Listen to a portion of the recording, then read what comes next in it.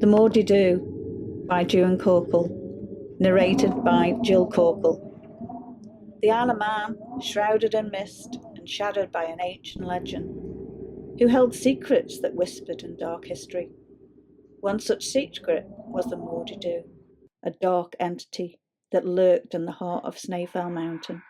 Locals described the hearing ghostly calls, a chilling wail that echoed across the valleys, a sound so haunting it numbed their very souls. Finn, a young shepherd with eyes the colour of a stormy sea, was haunted by these stories. He had grown up hearing them from his nanny, a woman weathered-faced and eyes that held the wisdom of centuries. She warned him to stay away from the mountain, to never venture beyond the whispering bushes.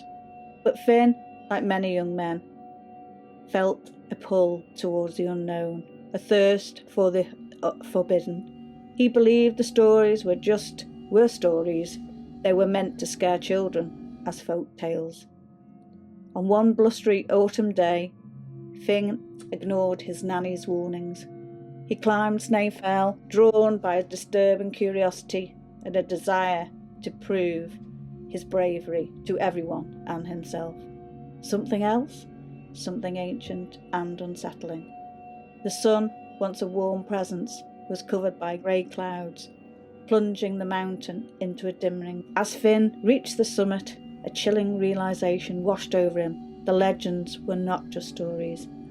A shadowy figure emerged by the swirling mist. "I should have listened to my nan. I'm scared, what do I do?" said Finn. The Mauthe Doo takes the form of whatever it sees, what the victim is most scared of. Yes, yet undeniable, imposing. Its eyes, two burning embers in the darkness, fixed on Finn, radiating a cold fury. It was the Mauthe Doo. As Finn felt a surge of terror, a primal fear that gripped him in its icy claws, he wanted to run, flee the monstrosity form before him, but his legs refused to obey.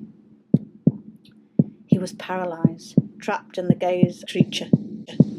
The Mauthe Doo let out a sound that shattered the silence, a mournful howl that seemed to tear at the very fabric of the mountain.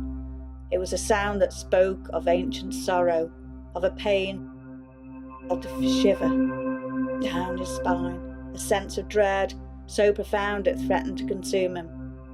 The Mauthe Doo, its form flickering in and out of the mist, with the red blood, thirsty eyes flickering in and out of the fog, began to slowly approach.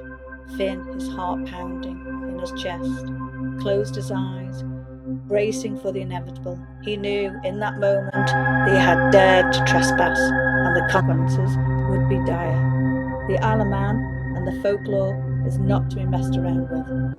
Here ends this audible book, written by Jill Corkle, and it's based on the legend of the Mauthe Doo.